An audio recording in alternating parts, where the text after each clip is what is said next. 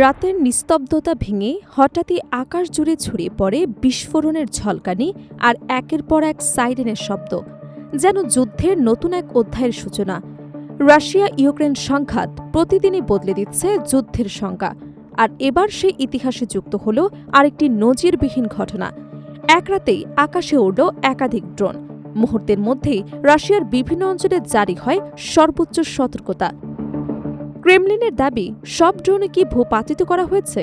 কিন্তু এত বড় হামলার পর নতুন করে প্রশ্ন উঠছে, এই যুদ্ধ কি আরও ভয়াবহ ও অনিশ্চিত এক পর্যায়ে প্রবেশ করতে যাচ্ছে? 2022 সালে যুদ্ধ শুরুর পর থেকে এটি এক রাতে ইউক্রেনের সবচেয়ে বড় ড্রোন হামলা বলে দাবি করেছে ক্রেমলিন।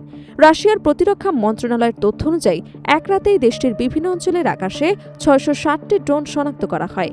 তাদের দাবি, আকাশ প্রতিরক্ষা ব্যবস্থা সফলভাবে সব ড্রোন ভূপাতিত করেছে এবং বড় ধরনের বিপর্যয় এড়াতে সক্ষম হয়েছে।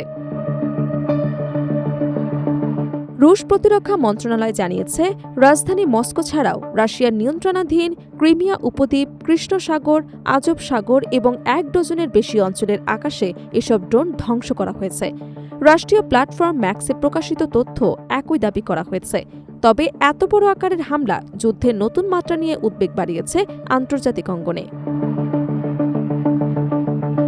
মস্কোর মেয়র সের্গেই সোবিনিয়ান জানিয়েছে, রাজধানীর দিকে ধেয়ে আসা অন্তত 47টি ড্রোন প্রতিহত করা হয়েছে। টেলিগ্রামে দেয়া এক বার্তায় তিনি বলেন, যেসব স্থানে ড্রোনের ধ্বংসাবশেষ পড়েছে সেখানে জরুরি সেবা কর্মীরা দ্রুত কাজ শুরু করেছেন। এখন পর্যন্ত রাজধানীতে কোনো প্রাণহানি কিংবা বড় ধরনের ক্ষয়ক্ষতির খবর পাওয়া যায়নি। তবে পরিস্থিতি পুরোপুরি শান্ত ছিল না। মস্কো থেকে প্রায় 180 কিলোমিটার দক্ষিণে তুলা অঞ্চলেও ড্রোন হামলার ঘটনা ঘটেছে।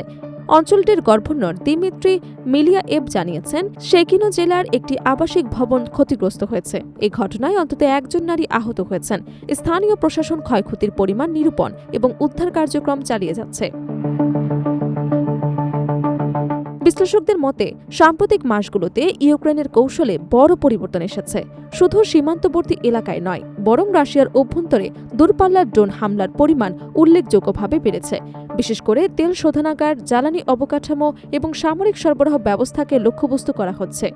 উদ্দেশ্য একটাই, যুদ্ধ পরিচালনার জন্য রাশিয়ার গুরুত্বপূর্ণ অর্থনৈতিক এবং লজিস্টিক সক্ষমতার উপর চাপ সৃষ্টি করা। গত সপ্তাহেও ইউক্রেনের একটি ড্রোন হামলায় মস্কোর দক্ষিণ পূর্বাঞ্চলের একটি তেল শোধনাগারে আগুন লাগে। তার রেশ কাটতে না কাটতেই এবার এক রাতে 660টি ড্রোনের নজিরবিহীন হামলা যুদ্ধের ভয়াবহতা আরও স্পষ্ট করে তুলেছে।